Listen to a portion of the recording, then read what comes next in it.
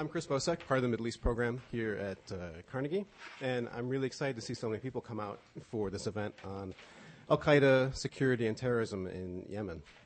We have two great speakers, and I would just, before we start, I'd just like to remind everyone, if you could please turn off your mobile phones and pagers and whatnot. It otherwise will interfere with the microphones. I think, I'm always excited when we do an event on Yemen because I think, there'll be a few people who show up, and I think I know most of them. And then, so many people turn out, which is great. And it seems that this topic has been in the news an awful lot lately. Yemen is a critically important state. 3 million barrels a day go by offshore, right next door to the world's largest petroleum producer. And Yemen has a host of challenges that it's trying to deal with right now. Demographic issues, education, healthcare access, economic, dealing with oil, natural gas, natural resources are running out. All of these issues, as important as they are, I think most people are probably primarily interested in the security and the terrorism aspects, which is what I think probably brought most of you here today. In addition to the on-again, off-again, sporadic civil conflict in the north, there's a secessionist movement. Today is actually the anniversary of the 15th anniversary of the end of the 1994 Civil War. There's piracy, and then there's al-Qaeda. And I'm very pleased to welcome a good friend, Greg Johnson, to come down to speak with us today. Greg was a Fulbright scholar in Yemen. He's currently finishing his PhD at the Near East Studies Department at Princeton University.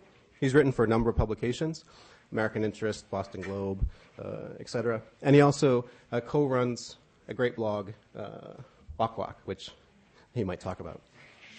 Greg's going to speak for 15 or so minutes. After that, Sherry Villarosa will speak about Yemen and security in sort of a regional context. She is currently the Deputy Coordinator for Regional Affairs in the Office of the Coordinator for Counterterrorism. Previously, she was the Chief of Mission in Rangoon and Director of the Philippines, Malaysia, Brunei, and Singapore Affairs Office. Also served in Jakarta and East Timor. And Sherry, thank you so much for coming out. I know you're very busy, and I really appreciate it. With that, Greg, please. Well, thank you all for coming out today, and I'd like to thank Chris for inviting me, as well as Carnegie. I see some people that I haven't seen in quite a while, so it's nice to see your faces in the audience. I haven't titled my talk, so as we go through, hopefully a title will come to all of you. In recent weeks, I think there's been great and growing concern that as al-Qaeda forces face increasing pressure in Pakistan and Afghanistan, that they're looking to regroup in places like Yemen. There's, I believe, both theological and circumstantial evidence to support this fear. But the premise that U.S. pressure in one part of the world is directly responsible for the organization's reappearance somewhere else, like some sort of whack-a-mole game, is simply not true, at least not when it comes to Yemen's reemergence as an al-Qaeda safe haven. Al-Qaeda has certainly regrouped and reorganized itself in Yemen, but this is not due to U.S. successes elsewhere. Instead, in my opinion, it's a direct result of U.S. and Yemeni failures. In the time allotted to me this afternoon, which I'm going to spend about 15 minutes and then hopefully leave some time for question and answer, I'd like to talk about the resurgence of al-Qaeda in Yemen, both why this happened and what it looks like today. So in order to accomplish this, I'm going to take you through what I see as the two distinct phases of the war against al-Qaeda in Yemen. The first, which I date from October 2000 to November of 2003, while the second and the current phase of the war, I argue, began in February of 2006 with the prison break of 23 al-Qaeda suspects. In between these two phases, there was an interlude of a little over 2 years in which it appeared as though al-Qaeda in Yemen had been largely defeated. But instead of securing the win, both the U.S. and Yemeni governments treated the victory as absolute, failing to realize that in this case, a defeated enemy was not a vanquished one. In effect, al-Qaeda was crossed off both countries' lists of priorities and replaced by other, seemingly more pressing concerns. while the threat from al-Qaeda was certainly not forgotten in 2004 and 2005, I argue that it was largely ignored.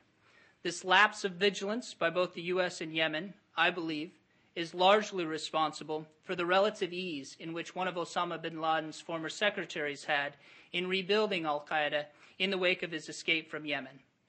But before we get to the current state of al-Qaeda in Yemen, I think it's instructive to look at the first phase of the war, the one that went from October of 2000 to November of 2003.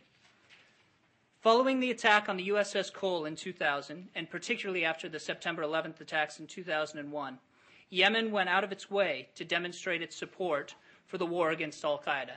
For President Saleh and others in the Yemeni government, there was a distinct desire to avoid making the same mistakes that Yemen made in 1990 when it served on the UN Security Council.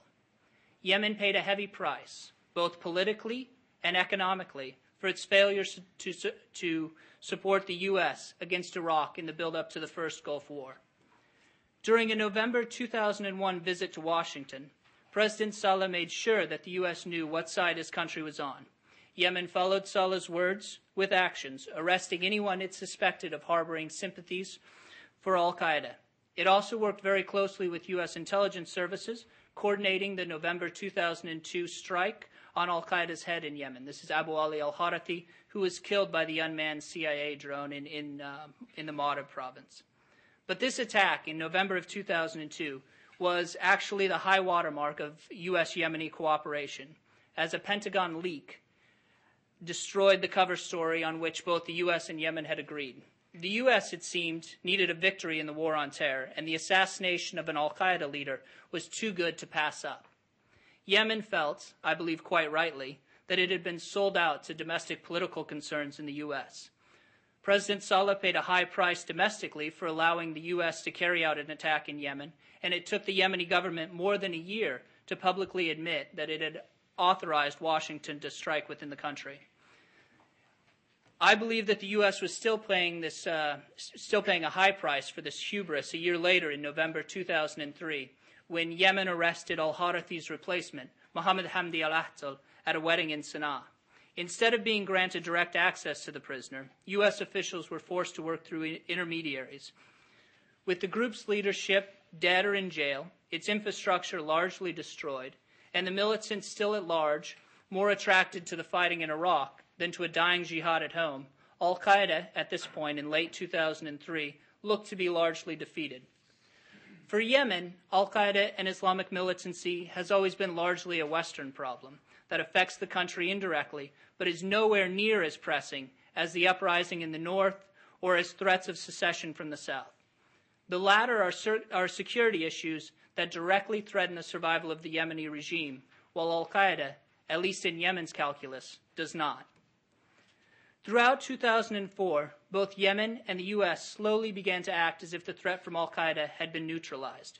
Yemen became increasingly more occupied in turning its limited resources towards putting down the al-Houthi revolt in and around the northern governorate of Sada, while at the same time implementing bitter economic reforms that led to riots and widespread dissatisfaction.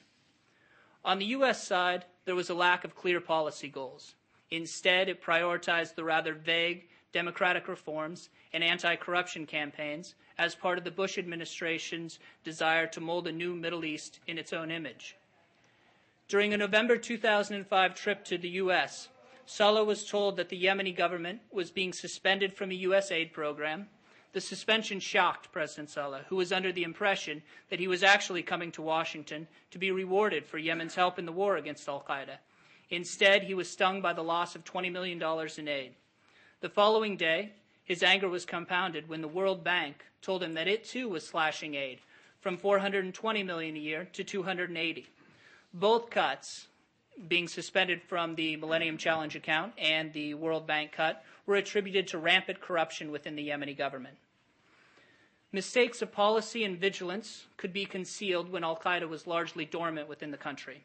But that dynamic changed with the February 2006 prison break, when 23 al-Qaeda suspects tunneled out of their two-room prison cell into a neighboring mosque where they said the dawn prayer, and then they walked out the front door to freedom. Among the escapees were Jamal al-Badawi and Jabbar al-Banna. both of whom are on U.S. most wanted lists. Consequently, the U.S. put a great deal of pressure on Yemen to track both men down.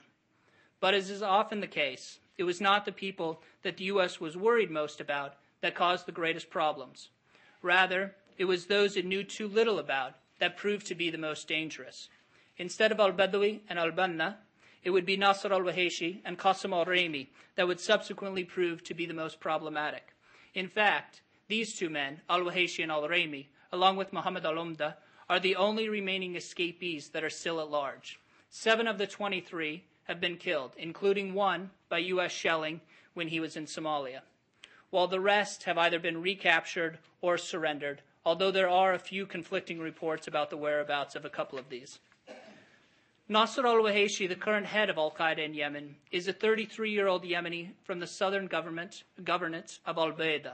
He spent time in Yemen's religious institutes before traveling to Afghanistan in the late 1990s, where he eventually became one of Osama bin Laden's assistants.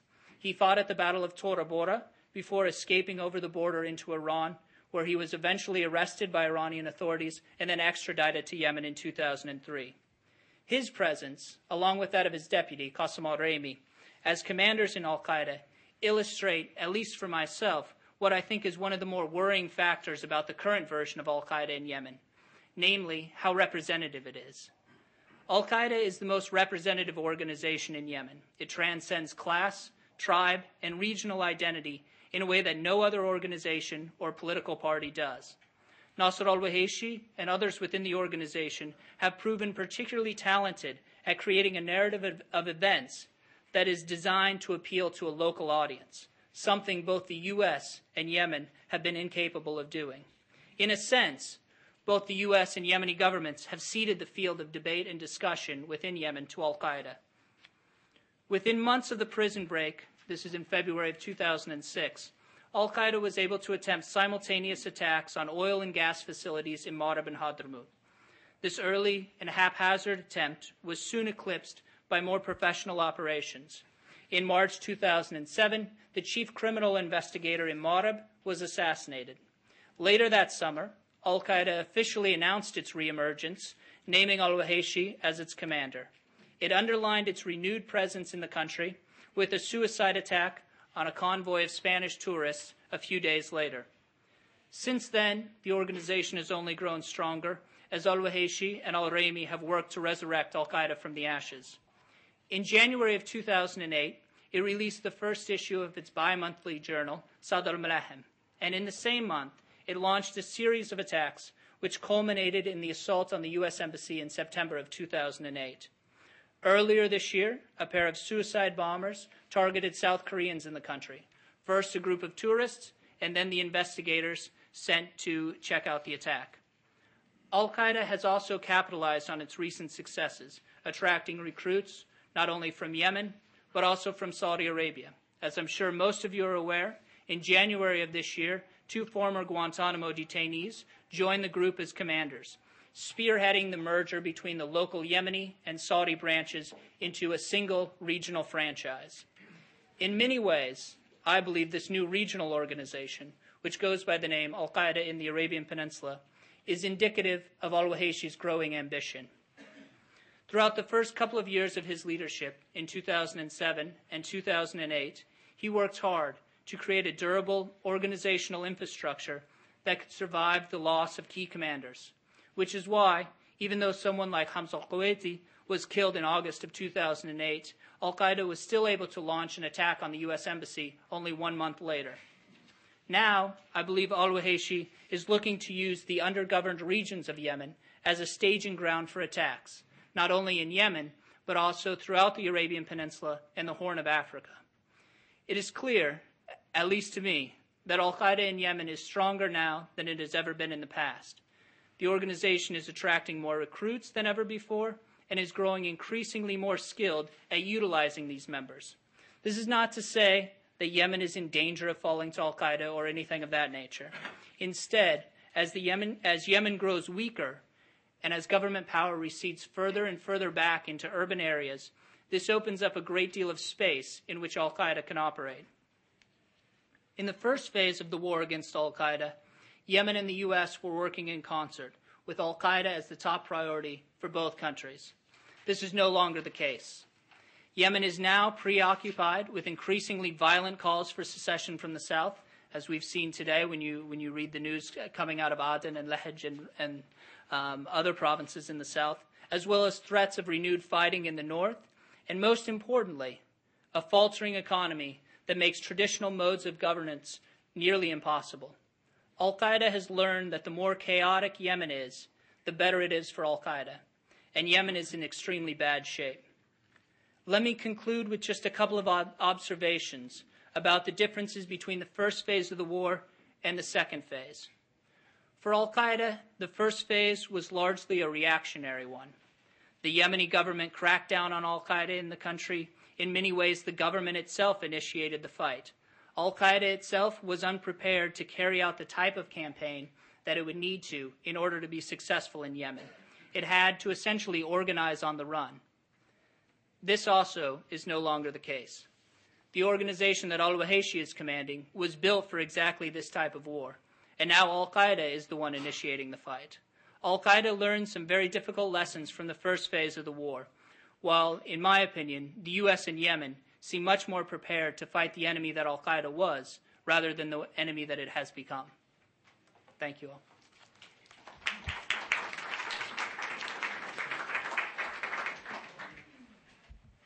Thank you very much for that very concise overview of the situation in Yemen today. I'm sure we're going to have a lot of questions when we get to them. Next, Sherry Villarosa, who I think will put this into a regional perspective and talk probably more about some of the other challenges.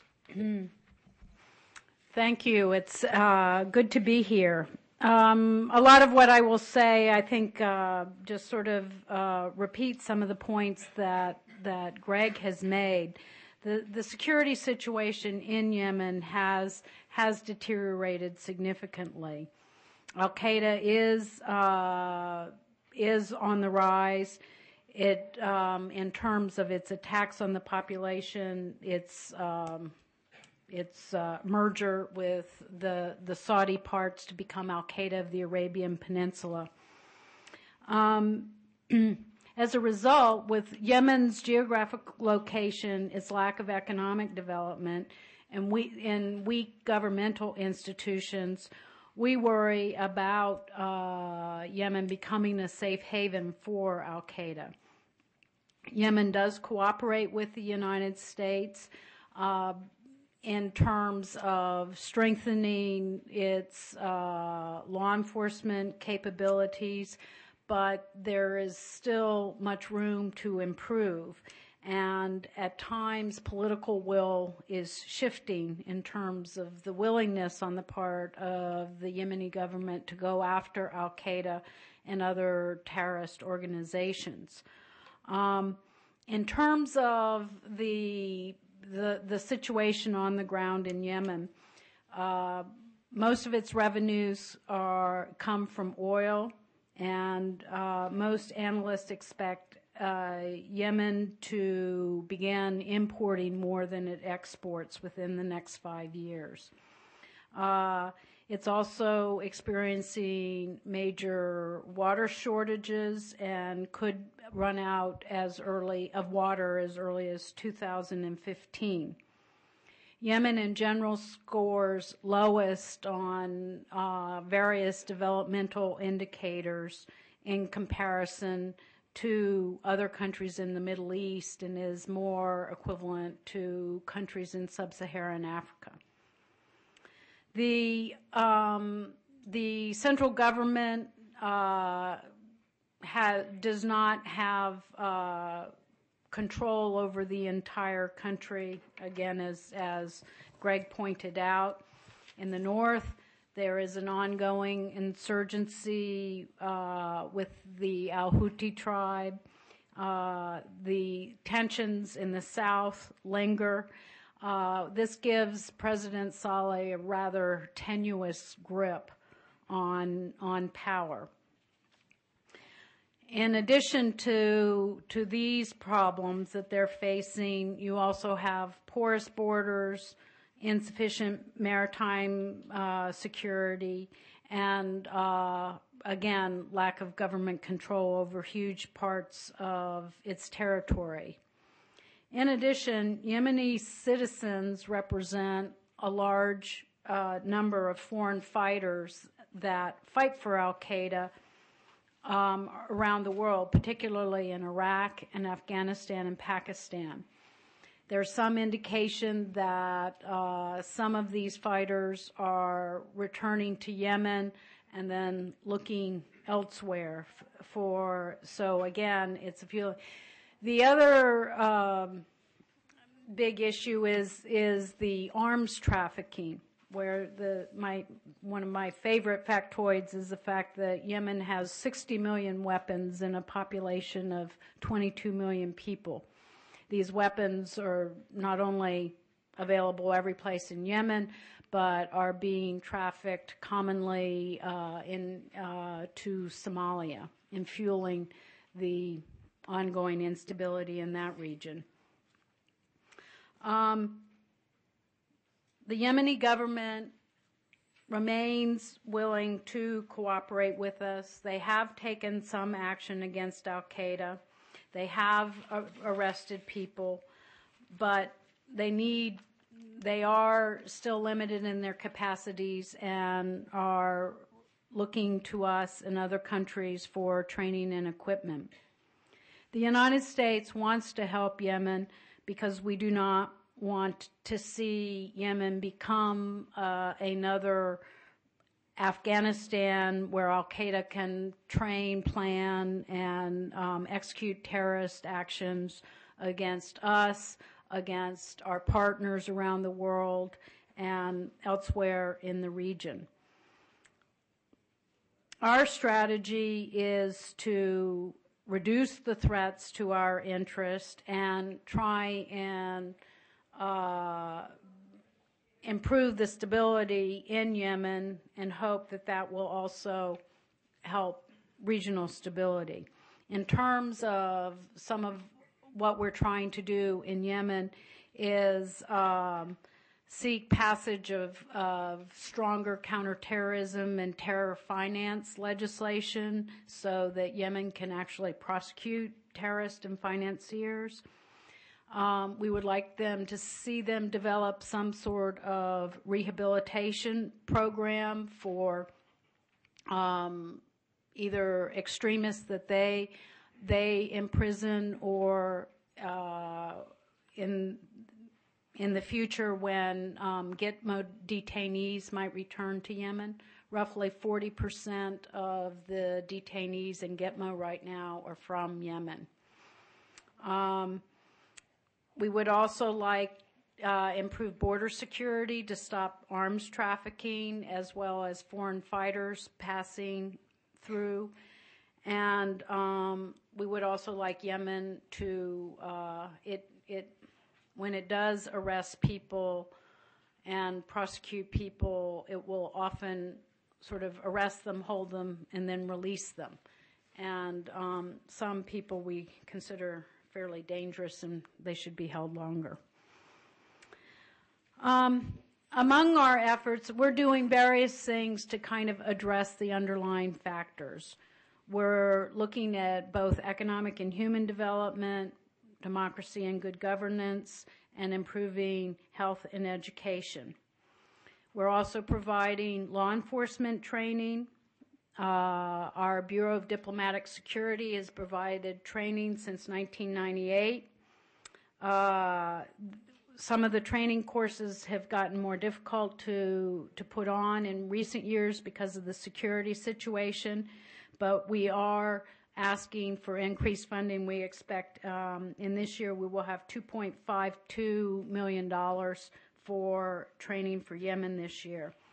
We're also supporting the government's efforts to stop terrorist financing. There was a financial systems assessment team that visited in 2007, and we provided training. We're also looking at helping the Yemenis set up a financial intelligence unit as well as provide them training with how to do terror finance investigations, and also educate prosecutors and judges on anti-money laundering, terror finance. USAID, our USAID program has grown in Yemen from $9.3 million in FY08 to $24 million in FY09. Our AID is focused on health, education, governance, and promoting sound economic growth. The Defense Department and the Coast Guard have been providing support and training for security forces. In 2009, Yemen will receive $2.8 million in foreign military finance, $60 million in funding for equipment for its security, and $3.4 million to support post-tribal engagement strategy. The United States is determined to help the Yemenis because we see this is not for Yemen alone, but if you look on a map, and it's very clear in terms of the threat deteriorating Yemen poses, not only to Saudi Arabia and the Gulf states, but even more so in the case of our other declining in Somalia in particular. I was recently at a conference, and the largest group of Somalis outside of Somalia are in Yemen. And so there's all sorts of trafficking going, apparently, on these little dhows that are going back and forth. They're taking people back and forth. They're taking arms back and forth. Everything's going. Nobody on either side has any control over what is happening. So I think the instability in Yemen is adding to the instability in Somalia. So I think that the way that we see Yemen is it's critical to stability not only in the greater Middle East, but in the Horn of Africa region. And therefore, we are, I think, right after Afghanistan, Pakistan, we talk about Somalia and Yemen as our two greatest concerns in terms of counterterrorism. So with those few remarks, I'll be glad to take any questions. Thank you.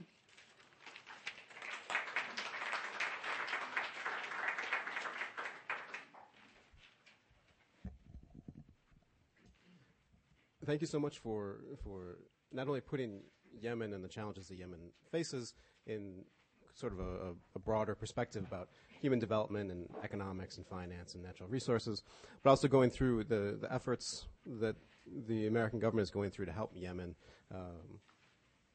combat terrorism and al-Qaeda. Before we open it up to questions, I'd just like to, again, remind everyone to please make sure your phones are turned off. Also, please identify yourself and keep it very short. I think I will abuse my position to start a first question, which is I'd like to get Greg to kind of draw out a little bit more about kind of the future and where you see the future going with what Sherry had mentioned about Guantanamo detainees being released, about the Saudis that have moved into Yemen. I wonder if you could just kind of talk about, sort of briefly, how you see things looking forward. What are the things that we should be looking for and keeping an eye out? With al-Qaeda specifically? Yes. Right. I think Chris touched on it. Throughout the summer of 2008, I think it started to become increasingly clear to a number of analysts and people who pay attention to al-Qaeda, myself included, that there were a number of Saudis that were starting to join al-Qaeda in Yemen. I think this was particularly obvious through the writings of Saad al-Malahem. There were many more Saudi names that started showing up as authors. There was a different tone to the religious scholarship. There was almost a gravitas, I think, that had been missing previously, that some of the Saudis brought. You see this now. They've set up a Sharia council, and in one, I think, very interesting development, they've actually started to issue fatwa on the behalf of al-Qaeda without necessarily having one signatory or one person issue the fatwa. It's just al-Qaeda in the Arabian Peninsula which puts it out, which I think is a very fascinating phenomenon. The prospect of Guantanamo detainees coming back either to Saudi Arabia or to Yemen, I think quite clearly, given how many of the Yemenis who are still in Guantanamo Bay were arrested in kind of a dragnet where the U.S. was paying bounties to Pakistanis and Afghani allies. It's quite clear that a number of them were in the wrong place at the right time. But there also seems to be some who have very suspect links to people that the U.S. would not want them to have. However, I think at this late date, 8 years after the fact, separating all of these individuals, the guilty out from the innocent, has proved to be a task that's overwhelming for the U.S. And I see as the U.S. is looking to send them to Saudi, I think, as Secretary of Defense Gates mentioned not too long ago, that's, in my opinion, not really solving the problem of Guantanamo. It's passing the buck and getting rid of it for the U.S. for domestic concerns, but in the long term, I think that would have a detrimental effect not only for the U.S., but particularly within the region. Great, thank you very much. We'll start with questions. Sir, right in the middle. And we have a microphone coming to you. You can stand, it's right here. Oh. Thank you. Mark Katz, George Mason University. Two very, very excellent presentations. Greg, I have a question. Is it on? Yes. Okay. Greg, I have a question for you. I understood from your remarks that you think of the al-Houthi rebellion and the problems in the south as perhaps more serious than al-Qaeda's activities. I'm wondering then if you could tell us just a little bit more about these, in that they are more serious. It sounds like they're worth knowing about. And what would you recommend? In other words, is the best way to deal with the al-Qaeda problem in Yemen is to help them with the al-Houthi problem and the southern problem? And if so, what can we do? How can we help get to the core causes of this conflict, which will actually, resolve it instead of simply clamping down on it? Thank you. Thanks, Mark. Yeah, I think it can be particularly and very dangerous to start getting involved in trade-offs. We'll fight your terrorists if you fight our terrorists. And I think one of the lessons that the U.S. has inadvertently taught different countries, particularly third world countries that are heavily dependent upon U.S. aid, is that in order to continue to be important to the U.S., they need to be a security threat. And you have countries that continually attempt to link their own domestic issues to larger regional and Western security concerns. And I think this is an unintended consequence of how the U.S. has doled out aid over the past few decades. Certainly, what I mentioned in the remarks and what you alluded to with the al-Houthi rebellion in the north and threats of secession from the south, in the Yemeni government's opinion, I believe they rank if you had a hierarchy of threats, so to speak, they would be higher. It would be the threat of secession from the south, and then the Houthis, and then al-Qaeda. Just briefly, with the Houthis, this is a war that broke out in June of 2004 when the Yemeni government kind of overreached and attempted to arrest Hussein Badruddin al-Houthi, who's a former member of parliament. But the roots of this conflict really go back quite far in history. Back into the 1980s and 1990s, when you had kind of proselytizing Wahhabis coming over from Saudi Arabia, and the Zaydis up in the north. And Zaydis are Shiites, but I think it's important to remember, particularly given how this conflict is often talked about in the U.S., that the Zaydis have often, some scholars refer to them as the fifth school of Sunni Islam, if you will. So they're much closer, even though they're Shiites in name, to the type of Sunniism that is practiced in Yemen than they are to the type of Twelver Shiism that is practiced in a place like Iran. And so the Zaydis up in the north felt that their heritage was really being eroded by what they thought was a two-pronged attack from proselytizing Salafis and Wahhabis, as well as government support for these. And that conflict, which dealt with grave destruction, some of the young people being turned away from traditional Zaydi theology and so forth, eventually came to a head in 2004. Since then, there have been 5 separate rounds of fighting, and there's currently a ceasefire that was unilaterally declared by President Saleh almost a year ago on July 17th of 2008. The details of that agreement between Abdul Malik al-Houthi, the current commander, and President Saleh have never really been revealed. There's rising tensions within the region, particularly given the kidnappings of the foreign missionaries and hospital workers recently. And there's continual sniping back and forth in the press between the al-Houthis website and the government over a number of different issues. And it does appear that the outlook is not good, in that there probably will be another round of fighting. No, I think in terms of how I agree with Greg that they put higher priority on the Houthis, al-Houthi, as well as the events in the south than they do on al-Qaeda. In terms of the U.S. view, a good federal system would help alleviate this. This is an internal Yemeni issue, but again, there's a need to protect the minority rights, and the repression is not going to make them go away. The Southerners have some legitimate grievances in terms of how they have been incorporated into the country, and they're a greater system. But I don't know that Saleh has that sort of national control to begin dealing with this. But I do think that a sort of a more federal system would help resolve these internal conflicts. Thank you. Sir, the microphone. Chris Harnish from the American Enterprise Institute. I want to follow up on the al-Houthi rebel situation. There have been allegations that President Saleh has used al-Qaeda to help combat the al-Houthi rebels. What extent do we see that, and to what extent has that helped the rise of AQAP? Thank you. Thanks, Chris. I think one of the dangers in talking about, in studying Yemen, in looking at Yemen, is that there are many different Islamists within Yemen, and it's, I think, often the case, particularly in the U.S., when we're removed from the situation, that you see or you hear Islamist and you think al-Qaeda.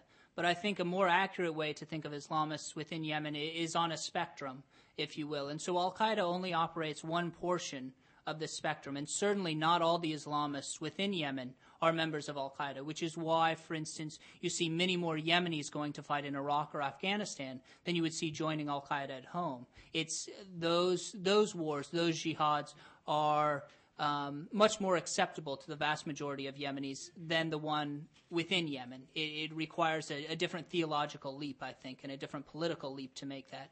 And so in the north, certainly the Yemeni government has been allied with tribal militias. It's been allied with some different Salafis at different points, and certainly Islamist fighters. But I don't, despite the confessions of Mohammed al-Ofi, one of the former Guantanamo detainees who showed up on Saudi television talking about the Houthis and the al-Qaeda link, I don't see a link there at all. And the Houthis have denied this, and al-Qaeda denied Mohammed al-Ofi's confessions in what I thought was, even though it was very brief, a quite convincing statement there.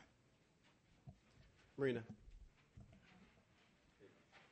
Hi, Marina Ottaway, Carnegie Endowment. I'd like to press you both a bit more on this issue of why is it that the Yemeni government does not consider al-Qaeda as much as of a threat as the rebellion in the north and the danger of secession.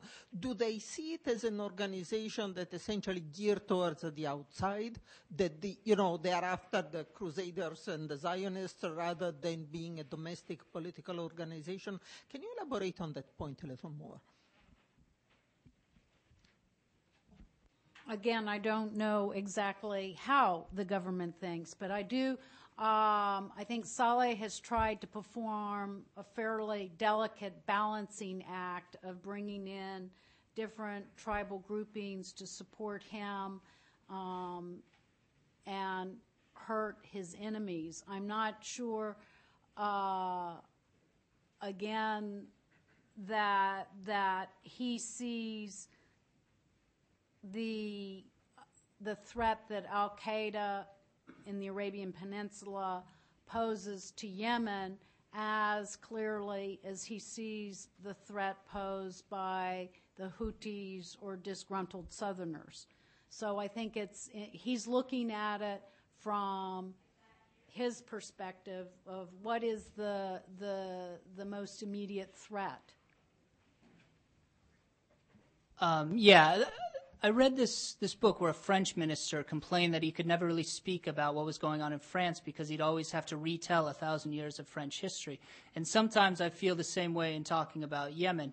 The Houthis are talking in kind of traditional narratives about challenging President Saleh's regime and his right to rule, even though they've kind of backed off from that.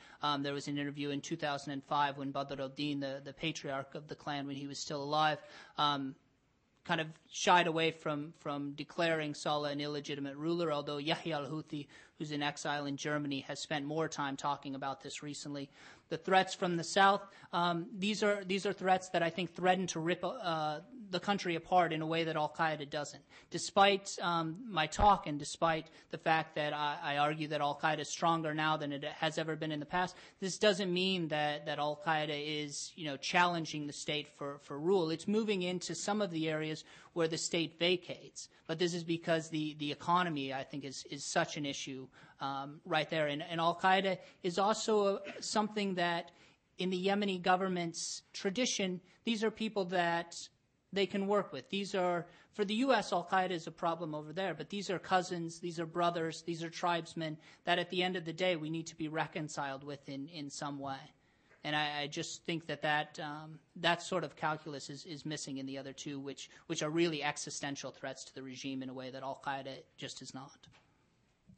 I mean, I think that's a great point. I have to think that the situation in the north and what's going on in the south, as has been said, are existential threats to the regime and the regime's survival. Whereas al-Qaeda, it seems like, doesn't threaten the regime the same way. It seems like it threatens the regime's relationships. Right, and I think we should be clear that certainly al-Qaeda is not only attacking Westerners within Yemen. The Yemeni government, they've articulated this a number of times, that the Yemeni government is a target, and they've attacked there was the police barracks in Sayoun back in July of 2008, and other attacks that al-Qaeda has directed against the Yemeni government.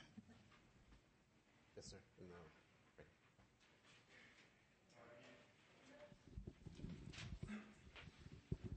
Hi, Corey Julie from Georgetown University. My question's for Greg. I was just wondering if you could sort of paint a more general picture in Yemen about President Saleh's sort of positioning. Do you see his position as stable? What's his relationship with the security services, other cabinet members? Do you see him being able sort of to weather the storm, so to speak, not only in the context of AQAP, but in the sort of broader security context of Yemen internally and in the region? Thank you.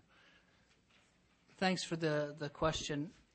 President Saleh has been a great survivor of Yemeni politics. There was a very illuminating interview that he gave to the Pan-Arab daily Al-Hayat back in March, I think. And he mentioned when he came to power in 1978, and this is something that President Saleh likes to talk about and often shows up in his interviews, that few people thought that he would survive 6 months. And in fact, he mentions the Washington Post, although I've never quite been able to find the article that he's talking about, as saying that he wouldn't actually survive. And this is a real point of pride, that he has been able to kind of weather the storm. The two presidents before him, al-Hamdi and al-Qashmi, were both killed assassinated in very, very ugly circumstances. Let's leave it at that.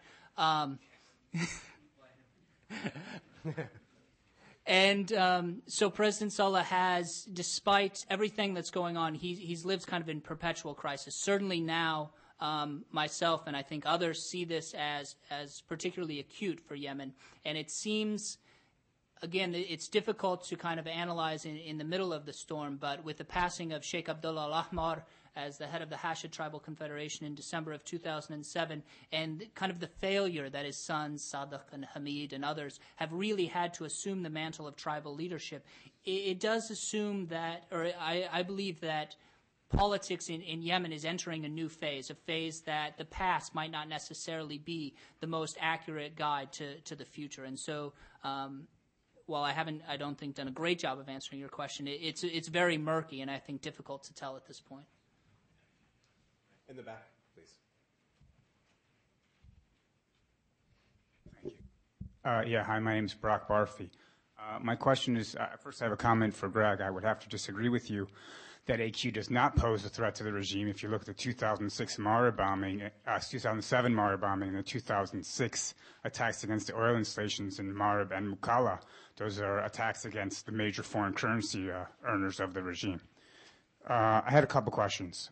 Why is it that Yemenis refuse to speak out against Zindani's ties to terrorism? 5 years ago, Hamoud al-Khattar said Zindani gave a fatwa to the perpetrators of the coal bombing, only to deny he ever said that. And now that you've talked about Salafis in the north, I hope you could also address this. We've seen an increase in Salafi involvement in violence after al-Wadi's death. I was hoping you could talk about the divisions in the Salafi movement and the friction between Muhammad al-Imam, Abu Hassan al-Marabi, and Jamiat al-Hikmah. Thank you. I think al-Qaeda does pose a threat. They certainly target the regime. It's just not the type of threat that the Houthis and the threats from the south pose, I believe. On your first question about al-Hittar and Zindani, I was actually in Yemen when al-Hittar allegedly made this statement. He's since denied it.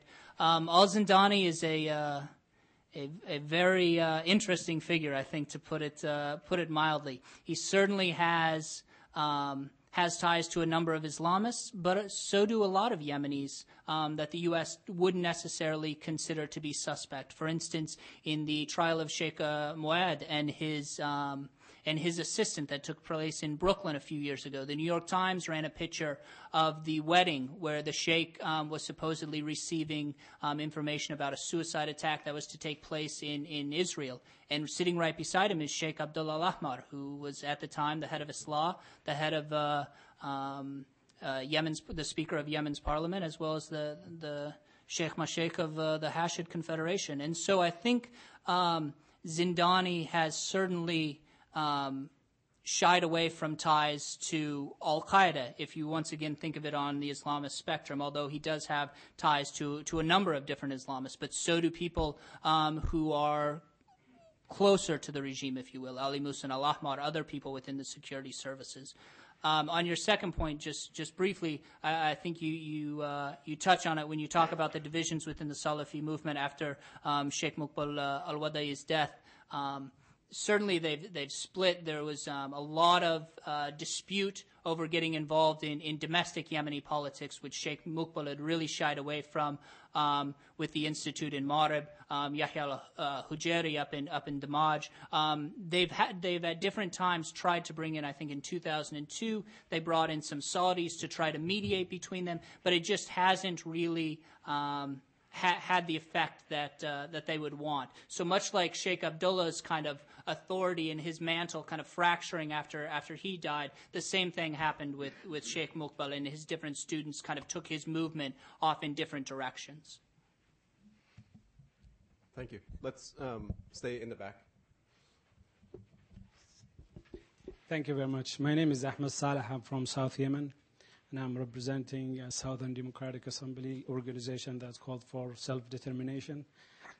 We respect and the concern of the West, and especially the United States in Yemen about al-Qaeda and everything. But in South Yemen, we have an issue that has not been looks like in attention of anybody, and only Ali Abdullah Saleh himself who's putting the accusing the southern now that's connected to al-Qaeda. For example, al-Fadli wasn't terrorist when he was a member of Politburo of Mu'tamar Sha'bi, but now when he joined South Yemeni self-determination movement, he's a terrorist.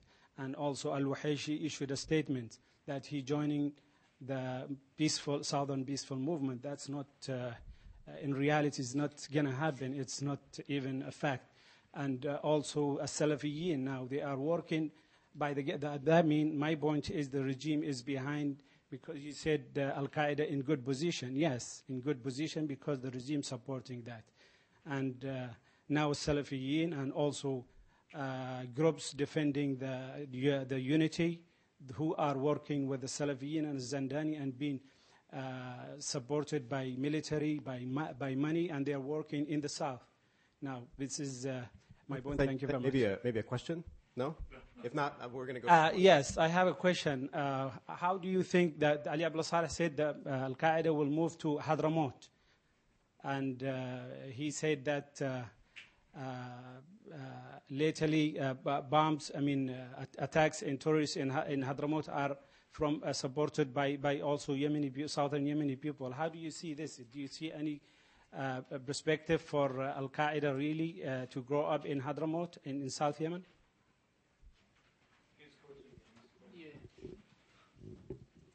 I think what you're referring to, I think it was actually in Shabwa that the oil pipeline was bombed, and then someone from the southern movement, I think, gave a denial that I saw this morning on Al Jazeera.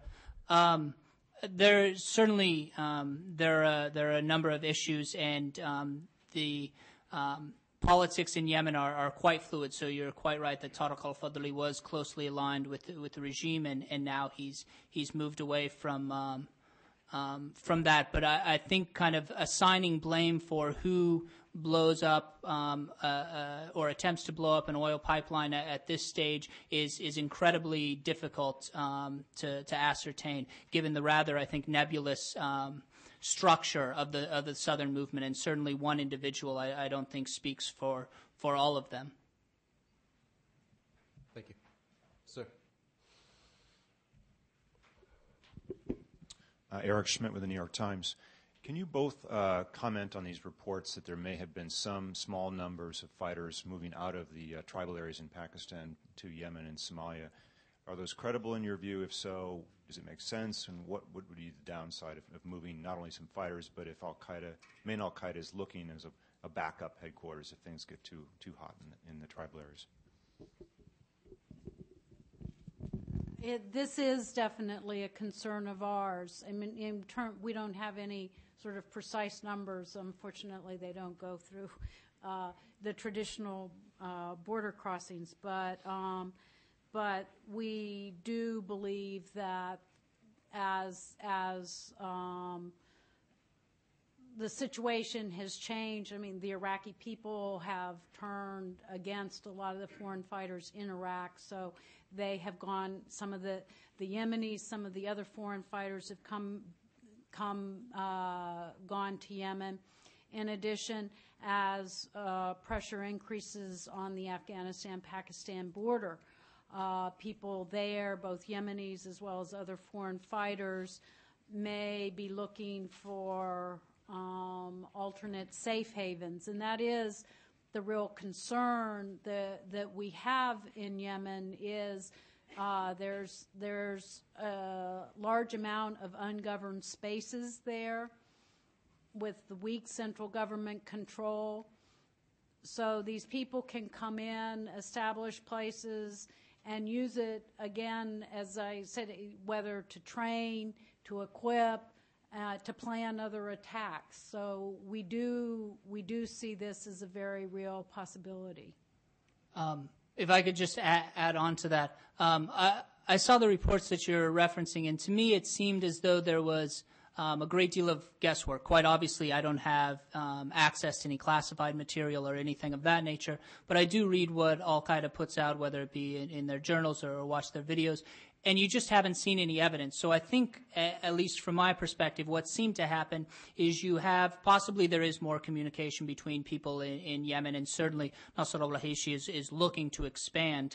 But you may have analysts who are watching particular people in Pakistan or Afghanistan who might move.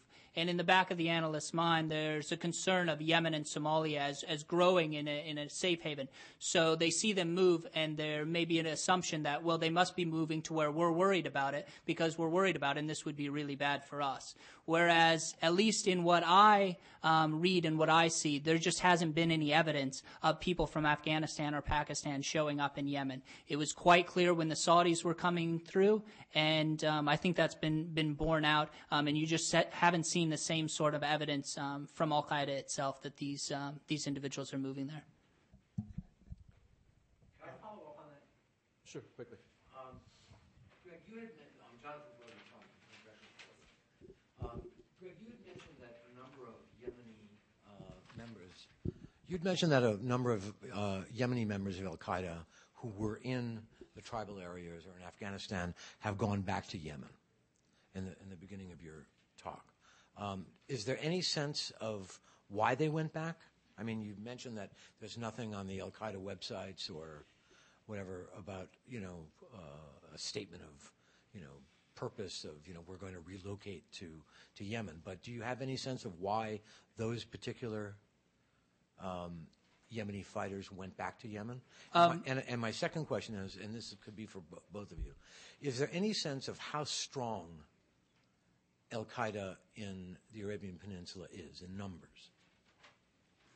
Well, on your first point, if I said that, I misspoke, because I was saying that there are reports and there's circumstantial evidence. I think the report that was just referenced, as well as theological support, possibly talking about there's some hadiths. I think they're apocryphal that talk about disaster threatening and seeking refuge in Yemen and so on. But I haven't seen the Yemenis coming back from Afghanistan recently. I think a lot of Yemenis who are currently in al-Qaeda, whether it be Nasr al-Hayshi, Mohammed al-Umda, they talk about their time in Afghanistan, but this is time in the late 1990s and early 2001. And it seems that al-Hayshi is more eager to kind of send fighters out than to be receiving. I'm thinking in particular of the very illuminating interview that he gave in January of this year to a local Yemeni reporter.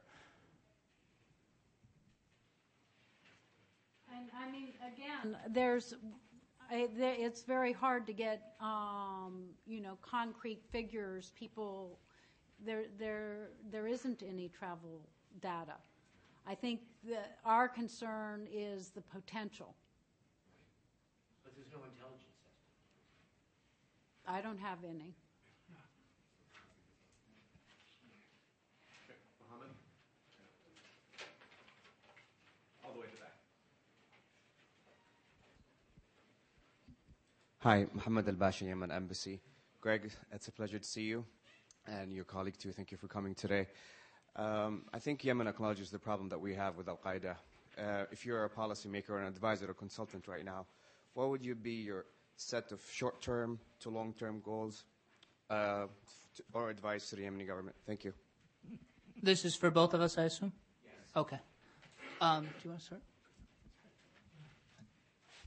Well, I think making progress on good governance and economic reform, because the country faces some severe economic crises, and so I think the economy has to shift away from dependence on oil and provide jobs for its people.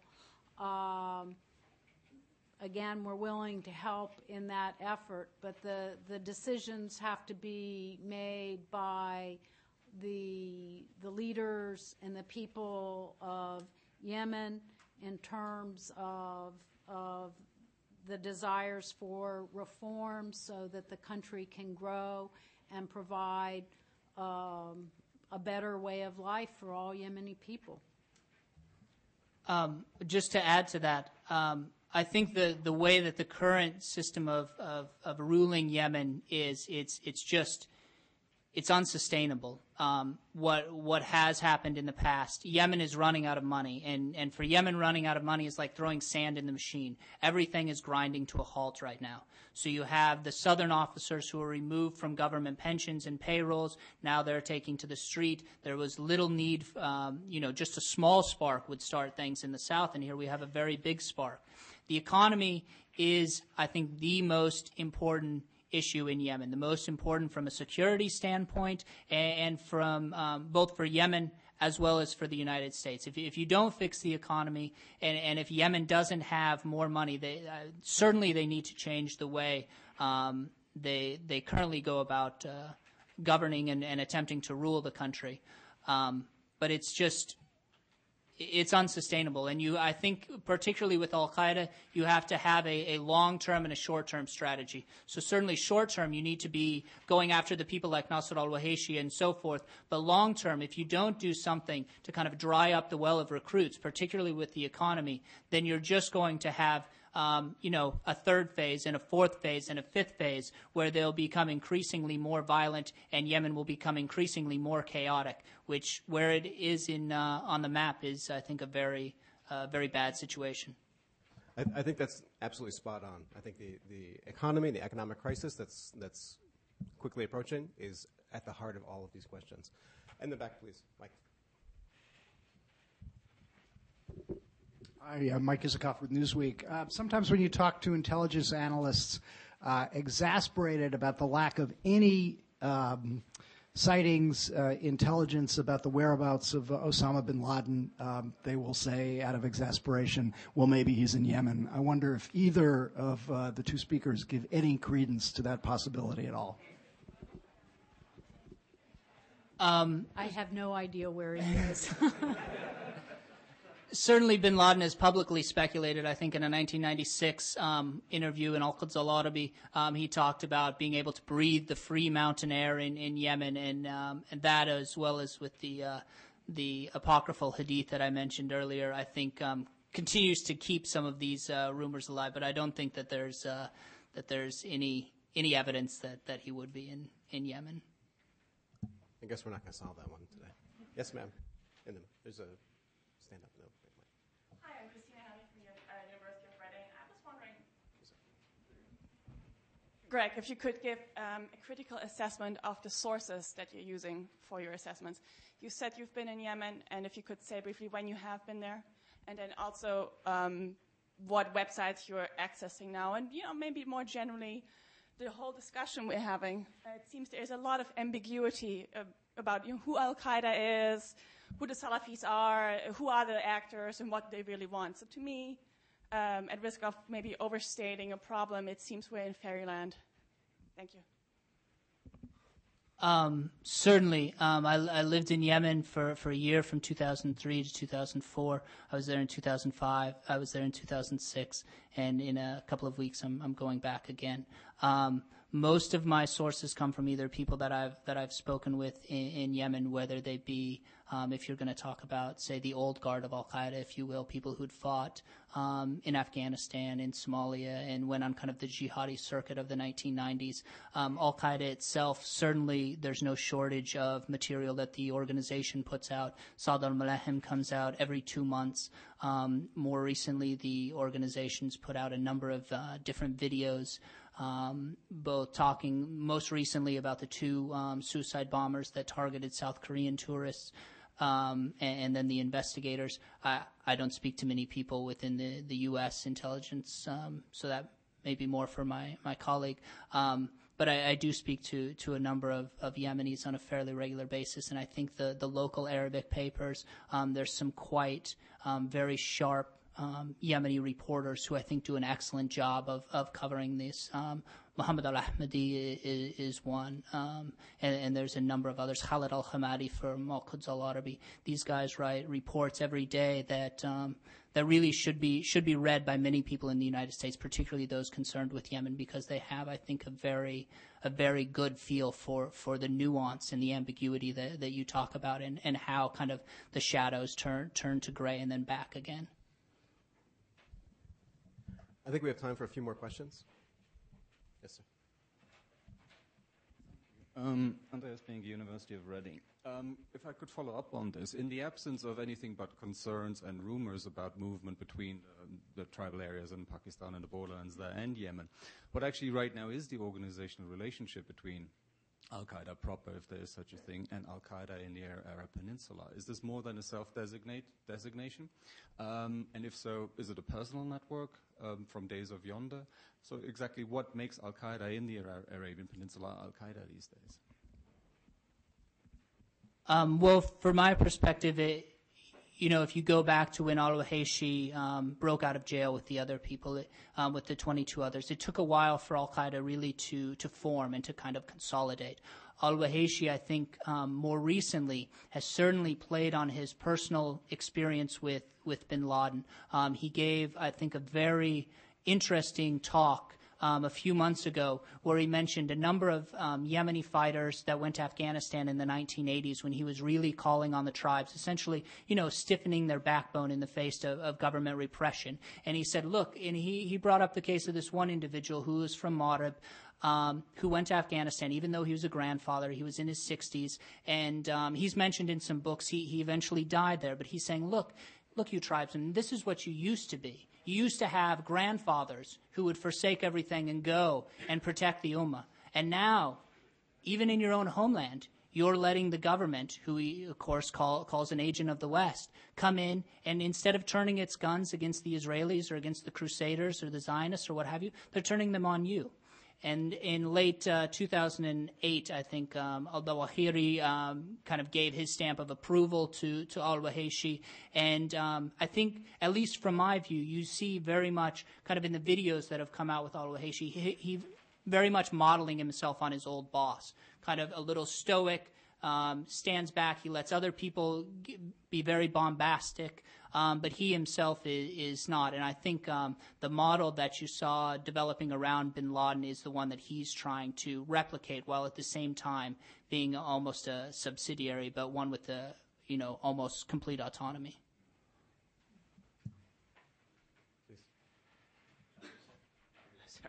Hi, I'm Chris Kisco from USAID. First of all, I want to thank both of you for an outstanding presentation. I've gotten a lot of valuable information today, so thank you. A couple weeks ago, there was a story about a terrorist financier who was arrested in al-Qaeda. I believe he was a Saudi.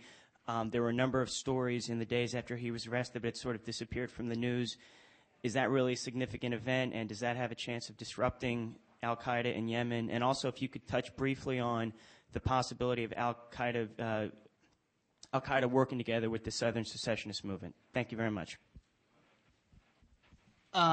Right. So on the last question first, al-Wahayshi gave a statement that I believe the gentleman in the back referenced. Some people saw this as support for Southern secession.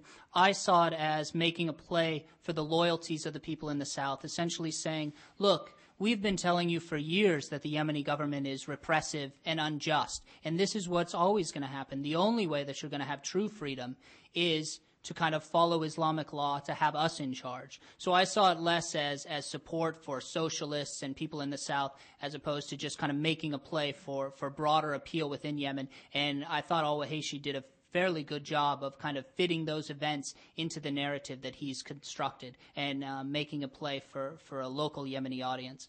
On the last issue, Alwan, I believe, is the financier that you mentioned. He wasn't on the list of 85, the 83 Yemenis and the 83 Saudis and the 2 Yemenis that Saudi put out. The Yemeni list that the Ministry of the Interior has put out, various lists, it has been difficult to come by, and on that list it's also difficult because, again, I think the Yemeni government has learned the unfortunate and difficult lesson that in order to be important they have to link their concerns to the U.S. So on these terrorist lists you have all Houthi suspects, you have al-Qaeda suspects, and they're all kind of lumped together under just terror suspects, which makes it then difficult to sort out who is who. There hasn't been a lot that's come out in the press on Alwan. Certainly the amount of cash that he was reported to have, if that's true, I think is a very worrying indicator, given the determination and kind of the steadfastness and patience that al-Qaeda in the Arabian Peninsula seems to be demonstrating at the moment. I think one last question in the back.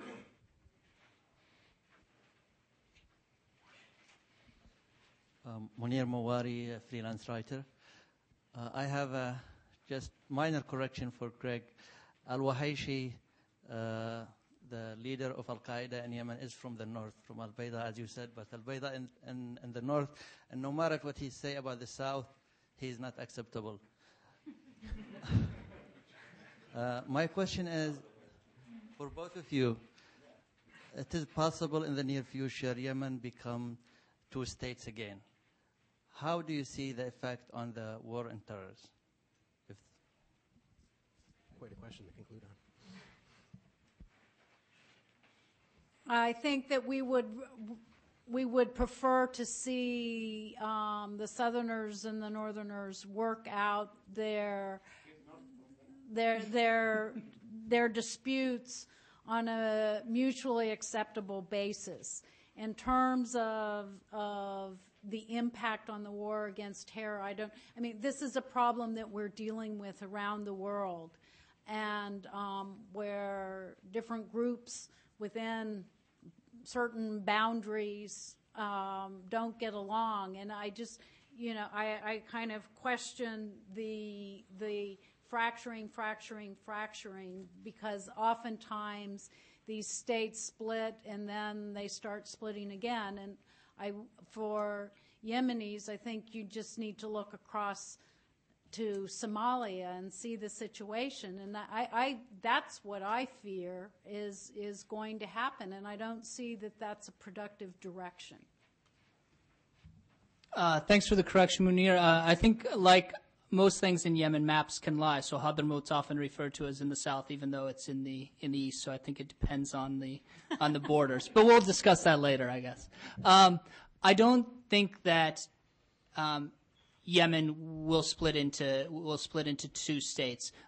South Yemen, the PDRY, wasn't sustainable at the end of the 80s, and I don't think it would be sustainable despite the oil, given sort of the history there. If Yemen were to break apart, I think I agree with my colleague in that if Yemen is going to break up, it's not going to break up into two distinct pieces like it was prior to 1990. It's going to be much more messy, much more dangerous, and I think the spillover effect is going to be of certainly great concern to people in the U.S. as well as in the region, and that's of course something that the economy feeds into, and so if we don't do something to address that, then that's sort of the ugly future that we're looking at.